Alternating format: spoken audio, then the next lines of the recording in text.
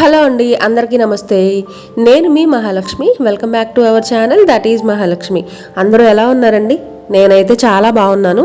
మీరందరూ కూడా బాగుండాలని మనస్ఫూర్తిగా కోరుకుంటున్నా. రోజులానే ఈరోజు కూడా మరొక న్యాచురల్ బ్లాగ్తో నేను మీ ముందుకు వచ్చేసాను అండి. ఒక్క చిన్న విషయం, ఎవరైనా మన ఛానల్ని ఫస్ట్ టైం చూస్తున్నట్లయితే మన ఛానల్లోకి వెళ్ళి ఒక 2-3 వీడియోస్ చెక్ చేసి బాగున్నాయి అని అంటే ఒక చిన్న లైక్ ఇవ్వండి. సబ్స్క్రైబ్ చేయడం మాత్రం అస్సలు మర్చిపోవద్దు. ఇంకా పక్కనే ఉన్న బెల్ ఐకాన్ క్లిక్ చేసి ఆల్ సెలెక్ట్ చేసుకోండి. నేను ఎప్పుడు వీడియోస్ పెట్టినా కూడా వెంటనే మీకు నోటిఫికేషన్ వస్తుంది, చూసేయచ్చు.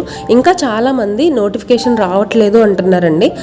నా వీడియోస్ నచ్చిన వాళ్ళు, నా వీడియోస్ చూడడం అలవాటైన వాళ్ళు అయితే ఛానల్లోకి వెళ్ళి ఈరోజు నేను ఏమైనా వీడియో పెట్టానా లేదా అనేది చూసుకొని, ఒకవేళ వీడియో పెడితే ఏం పెట్టాను అనేది చూస్తున్నారు. సబ్స్క్రైబ్ చేసిన వాళ్ళు అంటే రెగ్యులర్గా ఫాలో అయ్యే వాళ్ళు ఉంటారు కదా, వాళ్ళు అయితే చూస్తూ ఉన్నారండి. బట్ కొంతమందికి నోటిఫికేషన్ రావట్లేదు. ఒకసారి చెక్ చేసుకోండి అబ్బా ప్లీజ్. ఇవాళ వీడియో ఏంటంటే, ఈరోజు దసరా నవరాత్రులు స్టార్ట్ అయ్యాయండి. ఫస్ట్ డే అనమాట. నేను నిన్న క్లీనింగ్ వీడియో షేర్ చేశాను కదా, అది మార్నింగ్ టైం అంతా నీట్గా క్లీన్ చేసుకొని ఈవినింగ్ 3 దగ్గర నుంచి కూడా పూజ పనులు స్టార్ట్ చేశాను. మనకి తొలి ముత్తైదువు గడప కదండి, అందుకనే ఫస్ట్ గడపకి పూజ చేసుకున్నాను. పసుపు కుంకుమ బొట్లు పెట్టేసి పువ్వులు పెట్టేశాను. ఆ తర్వాత నేను మీకు చెప్పాను కదా, దగ్గర ఇది 3వ సంవత్సరం అనమాట. అంటే మనం చెయ్యాలి అనుకుంటే చేయలేమండి. అమ్మవారి దయ ఎంతో కొంత ఉంటేనే మనం ఇలా రెగ్యులర్గా ఎలాంటి ఆటంకం లేకుండా అమ్మవారి నవరాత్రులు చేసుకోగలం. ఇది 3వ సంవత్సరం అన్నట్టు చాలా హ్యాపీగా ఉండింది. ఎలాంటి అడ్డు లేకుండా, ఏ ప్రాబ్లం లేకుండా నవరాత్రులు నేను ఈ సంవత్సరం కూడా కంటిన్యూ చేసుకోగలుగుతున్నందుకు చాలా హ్యాపీగా ఉంది. అయితే నేను పీఠం పెట్టుకుంటాను అని చెప్పాను కదా, దానికోసం పీట కావాలి. నేను ఏం చేశానంటే పీట కింద పెట్టేసి పైన దేవుడి గుడి పెట్టాను. ఇది మేము షాప్లో కోసమని మిగిలిపోయిన మొక్కలుంటే మొక్కలతో చేయించాము.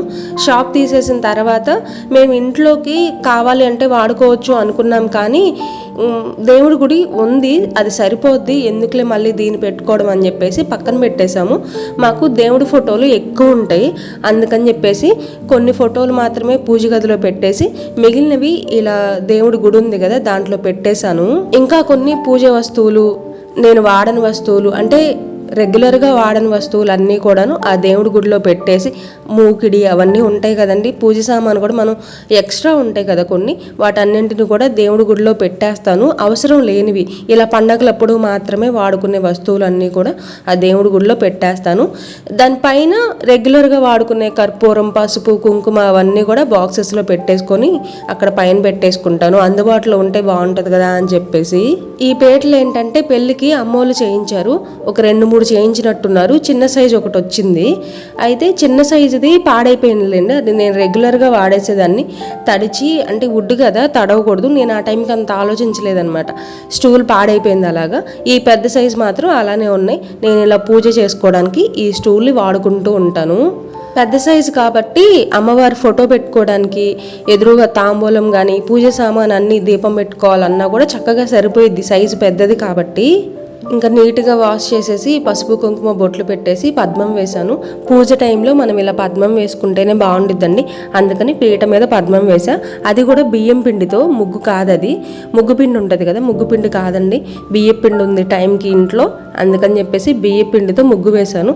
మామూలుగా మనం ముగ్గు ఇసుక ఏదో కలుపుతూ ఉంటారు కదా, అలా కలిపిన ముగ్గుతో ముగ్గు వేయకూడదంట. ఇలా బియ్యం పిండితోనే ముగ్గు వేసుకోవాలంట, బయట వాకిట్లో అయినా కూడా. కాకపోతే ఏంటంటే మనం ముగ్గు పిండితో వేస్తే లైన్ నీట్గా వస్తుంది కదా, బియ్యం పిండితో అలా రాదు. ఎవరికైనా అలవాటు ఉన్న వాళ్ళకి మాత్రమే బియ్యం పిండితో కూడా ముగ్గు నీట్గా వస్తుంది. నాకు కూడా అంత బాగా రాదండి. కాకపోతే ఏంటంటే ఈ టైంలో, ఈ పూజ టైంలో ముగ్గు పిండి కంటే బియ్యం పిండితో వేస్తే మంచిది కాబట్టి ఇంకా నేను ఎలాగోలా గీసేసాను అనమాట బియ్యం పిండితోనే. ఇంకా ఒక్కొక్కటి అన్నీ సర్దేసుకుంటున్నాను. ఈ మరచెంబు ఏంటంటే అమ్మ యాత్రలకు వెళ్తూ ఉంటుంది అని చెప్పాను చాలాసార్లు. మరి కొంతమంది గుర్తుండొచ్చు, కొంతమందికి గుర్తుండకపోవచ్చు. అయితే ప్రతిసారి యాత్రలకు వెళ్ళినప్పుడల్లా నాకు ఏదో ఒక వస్తువు తీసుకొని వచ్చింది అనమాట అక్కడి నుంచి. ఒక్కోసారి చీరలు ఏమైనా తీసుకొచ్చిద్ది, ఒక్కోసారి పూజ సామాన్ ఏమన్నా తీసుకొచ్చిద్ది, ఒక్కోసారి మెళ్ళ వేసుకోవడానికి చెవులకు పెట్టుకోవడానికి పోగులు ఏవో ఒకటి ఉంటాయి కదా, అక్కడి నుంచి గుర్తుగా ఉంటుంది కదా అని చెప్పేసి ఏవో ఒకటి తీసుకొని వస్తుంది. అలా ఒకసారి నాకు ఆ ఇత్తడి చెంబు ఉంది కదా, ఇత్తడి చెంబు తీసుకొని వచ్చింది. ఇంకొకసారి పసుపు కుంకుమ పెట్టుకోవడానికి బరెలు ఉంటాయి కదా, ఆ బరెలను కూడా తెచ్చిచ్చింది. అంత దూరం వెళ్తుంది కదా, గుర్తుగా ఉంటుంది పిల్లలకు కూడా అని చెప్పేసి ఏవో ఒకటి తెస్తానే ఉండిద్ది అనమాట మాకు వెళ్ళిన ప్రతిసారి. ఇక్కడైతే ఈరోజు బాలత్రిపుర సుందరి అమ్మవారి అవతారం అండి. అమ్మవారికి ఈరోజు నైవేద్యం ఏంటి అంటే కట్టు పొంగలి. కట్ట పొంగల్ కోసం పప్పు బియ్యం కడిగేసి నానబెట్టానండి. మనకి నాన్నాయి అనుకోండి తొందరగా ఉడికిద్ది, ఎక్కువ టైం పట్టకుండా. నేను బయట అవన్నీ రెడీ చేసుకుంటున్నాను కదా, ఈ లోపల కొంచెం టైం ఉంటుంది కదా నానతేలే అని చెప్పేసి నానబెట్టేసి నేను వెళ్ళాను. అక్కడ అదంతా రెడీ చేసుకునే లోపల ఒక అరగంట 30 గంట టైం పట్టింది. ఇంకా సరే పొంగల్ కాదు సారీ కట్ట పొంగల్ పెట్టేద్దాము అని చెప్పేసి స్టార్ట్ చేసేసానండి. కట్ట పొంగల్ చేయడం చాలా ఈజీ అండి, చాలా ఫాస్ట్గా అయిపోయింది. అందులోనూ మనం ముందే నానబెట్టి పెట్టాం కాబట్టి ఒక 5-10 నిమిషాల్లో అవి ఉడికిపోతాయి. ఉడికిన తర్వాత మనం తాలింపు పెట్టేసుకోవడమే. తాలింపులో ఏంటంటే నెయ్యితో తాలింపు వేసుకుంటే చాలా బాగుంటుందండి టేస్ట్. దాంట్లో కొంచెం మిరియాలు అంటే రెగ్యులర్ తాలింపు లాగే వేసుకుంటాం, కాకపోతే ఎక్స్ట్రాగా మనం కొన్ని మిరియాలు జీడిపప్పు యాడ్ చేసుకుంటే టేస్ట్ చాలా బాగుంటుంది.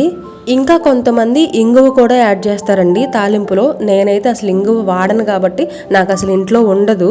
అందుకని చెప్పేసి తాలింపులో నేనైతే ఇంగువ వేయలేదు, కానీ మిగిలినవన్నీ ఈ జీడిపప్పు కానీ కొంచెం బాదం పప్పు కూడా వేసాను, ఇంట్లో ఉన్నాయి కదా అని చెప్పేసి. టేస్ట్ అయితే చాలా బాగుందండి. మేము అంటే తర్వాత తింటాం కదా, పూజ అంతా అయిపోయిన తర్వాత చాలా బాగా కుదిరింది. చాలా సింపుల్గా అయిపోయింది, ఫాస్ట్గా అయిపోయింది, టేస్ట్ కూడా చాలా బాగుంటుంది. అమ్మవారికి ఈరోజు కట్టు పొంగలి పెట్టాలంట.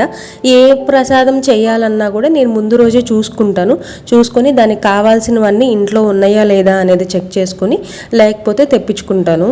ఇందాక అలంకరణ అంతా పెట్టుకోవడం అంతా రెడీ చేసుకోవడం మీకు చూపించాను కదా. అలంకరణ అంటే నేను చాలా సింపుల్గా చేశానండి, హడావిడి ఏం లేదు. నేను పీఠం చూపించేటప్పుడు అమ్మవారి ఫోటో ఏదైతే ఉందో డైరెక్ట్ పీఠం మీద పెట్టేశాను కదా. అయితే మనం వెలిగించే దీపాలకి ఆ ఫోటోకి 2 హైట్ సరిపోతుందన్నమాట. అందుకని చెప్పేసి కొంచెం హైట్లో అమ్మవారి ఫోటో ఉంటే బాగుంటుంది కదా అని ఇంకొక చిన్న స్టూల్ తెప్పించాను. ఆ స్టూల్ మీద అమ్మవారి ఫోటో పెట్టేసి దీపాలు అటుపక్కన ఇటుపక్కన వచ్చేలాగా చూసుకొని పెట్టాను. అంతలో మా ఆయన కూడా వచ్చేసి ఇంక పూజలో కూర్చున్నాడు అనమాట. రెడీ అయ్యి ఇద్దరం కలిసి పూజ చేసుకున్నాము. దీపారాధన చేసిన తర్వాత నేను ప్రతిసారి నవరాత్రులు వస్తున్నాయి అంటే పొద్దున్నే ఏమో లలిత సహస్రనామం చదువుకుంటాను, సాయంత్రం ఏమో అష్టోత్తరం చదువుకుంటా అండి. ఆ రోజు ఏ అమ్మవారి అవతారం అయితే ఉందో ఆ అమ్మవారి అష్టోత్తరం చదువుకుంటాను సాయంత్రం. పొద్దున మాత్రం లలిత సహస్రనామం కంపల్సరీ చదువుకుంటాను. నాకు పెద్ద నోరు తిరగకపోయినా కూడా వచ్చి రాకుండా నేను అంటే చెప్తా ఉంటే అలవాటు అవుతుంది కదా అని చెప్పేసి స్లోగా నేర్చుకుంటున్నాను అనమాట లలిత సహస్రనామం. అయితే మనం ఈరోజు ఈ పూటే స్టార్ట్ చేశాం కాబట్టి నేను సాయంత్రం పూట అష్టోత్తరమే చదువుకుంటాను అని చెప్పాను కదా, అందుకని ఇద్దరము అష్టోత్తరం చదువుకొని పూజ చేసేసాము. రేపు పొద్దున లలిత సహస్రనామం చదువుకుంటాను. అమ్మవారికి కుంకుమ పూజ అంటే చాలా ఇష్టం అండి. ప్రతిసారి కుంకుమ పూజ చేసుకుంటాము. ఇప్పుడు పూజ అంతా అయిపోయిన తర్వాత కొబ్బరికాయ మా ఆయన చేత కొట్టిపిస్తాను. నేను ఎప్పుడు అంతే, నేను కొబ్బరికాయ కొట్టేది తక్కువ అనమాట. హారతి నేను ఇచ్చేస్తాను, కొబ్బరికాయ మా ఆయన కొడతాడు. చక్కగా విజయవంతంగా అమ్మవారి మొదటి రోజు నవరాత్రులు అయితే చేసేసుకున్నామండి. పిల్లలు లేరండి, అక్క వాళ్ళ ఇంటికి వెళ్ళారు. హారీ ఉంది కదా, ఆడుకోవడానికి వెళ్ళిపోయారు. ఇంకా వాళ్ళు ఎప్పుడు వస్తారా అని చెప్పేసి చూస్తూ ఉన్నాం అనమాట. వాళ్ళు వచ్చిన తర్వాత వాళ్ళని కూర్చోబెట్టి మా ఆయన నేను ఇద్దరం అమ్మవారి గుడికి అయితే వచ్చేసాము. ఇది అనుకోని దర్శనం అనమాట. నాకు అసలు తెలియదు గుడికి వెళ్ళాలి అని. మా ఆయన అడిగాడు పూజ అంతా అయిపోయిన తర్వాత గుడికి వెళ్దామా అంటే సరే వెళ్దాం పదా అని చెప్పేసి ఇంటికి దగ్గరలో ఉన్న గుడి దగ్గరకు వచ్చాము. గుడికి వెళ్ళాలి అని తెలియదంటే గుడికి వెళ్ళే విషయం తెలియదని కాదు, ఈరోజు మేము గుడికి వెళ్తున్నాము అనేది తెలియదు. అంటే మా ఆయన ప్లానింగ్స్లో ఉందేమో పూజ అంతా అయిపోయిన తర్వాత గుడికి వెళ్ళి అమ్మవారి దర్శనం చేసుకొని వస్తే బాగుంటుంది అని చెప్పేసి ఆయన అనుకున్నాడేమో. మరి ఆ విషయం నాకు తెలియదు అంటున్నా, అంతేగాని గుడికి వెళ్ళే విషయం తెలియదని కాదు, మా ప్లానింగ్స్లో ఉందన్న విషయం తెలీదు. తర్వాత గుడి వెనకమాల పూజ చక్కగా చేశారండి. ఎంత బాగుండిందో చూపిస్తాను రండి. ఇద్దండి ఏదో పీఠం లాగా పెట్టారు ఇక్కడ కూడా. అయితే అక్కడ నుంచి పూజారి పువ్వులు తీసుకొని వచ్చి వచ్చిన ముత్తైదువులందరికీ ఇస్తున్నాడు. అంటే తెలిసిన వాళ్ళకి ఇస్తున్నారేమో, అయితే ఆ పక్కన ఆమెకి ఇస్తుంటే ఆవిడ మాటల్లో ఉందన్నమాట. అందుకని చెప్పేసి నాకు తెచ్చిచ్చారు. ఎవరికి ప్రాప్తమో వాళ్ళకే ప్రాప్తము, ఎవరికి రావాలని ఉంటే వాళ్ళకే వస్తుంది అని చెప్పేసి ఆ పువ్వులు తీసుకొని వచ్చి ఇచ్చారు. అలా పూజారి గారు ఇచ్చిన పువ్వులన్నీ తీసేసుకొని ప్రసాదం పెడుతుంటే ప్రసాదం కూడా తీసేసుకొని ఇంటికైతే వచ్చేసామండి. అనుకోని అమ్మ దర్శనంతో మాకు నవరాత్రులు అయితే స్టార్ట్ అయినాయండి. చాలా హ్యాపీగా ఉండింది. ఇదేనండి ఇవాళ వీడియో. ఈ వీడియో మీకు నచ్చిందనే అనుకుంటున్నాను. నచ్చితే చిన్న లైక్ ఇవ్వండి, మీ ఫ్రెండ్స్ అండ్ ఫ్యామిలీ మెంబర్స్కి షేర్ చేయండి. మరొక న్యాచురల్ వ్లాగ్తో మళ్ళీ మీ ముందుకైతే వస్తాను. అప్పటి వరకు నన్ను ఇలానే సపోర్ట్ చేయండి, మీరు బ్లెస్సింగ్స్ ఇస్తూనే ఉండండి. ఇవాళకి ఇంతే అండి, మళ్ళీ కలుస్తా. బాయ్.